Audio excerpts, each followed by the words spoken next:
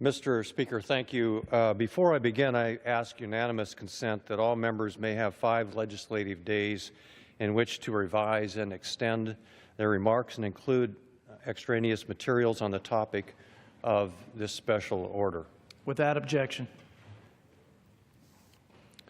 Mr. Speaker, on Monday this week, hundreds of families and friends, colleagues, and loved ones from every corner of the country gathered in the United States Capitol for the 36th annual National Peace Officers Memorial Day.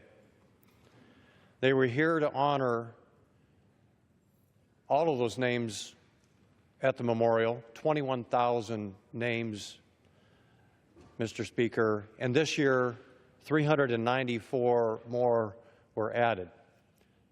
Now, some of those are over past years, not this past year's, but prior years, but 394 additional names added to the National Peace Officers Memorial.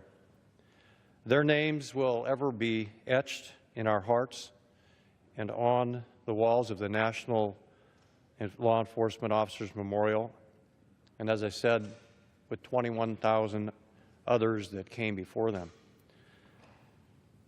People who walk by and view these names may not recognize the names, may not know all of the names. They may have a special loved one whose name appears on those hollowed walls.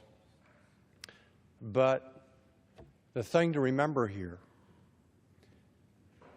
is that these are brothers, sisters, mothers, fathers, some even grandfathers. They're real people who sacrificed their lives.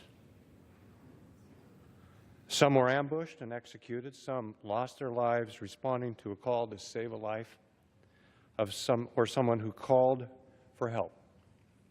These are the men and women who gave their lives so we could, in many cases, keep ours.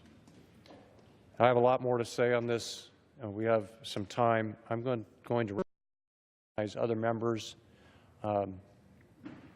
Speaker, who arrived here tonight to share their stories and remember the officers that served their communities. And the first person I want to recognize tonight is Chairman Goodlatte, Chairman of the Judiciary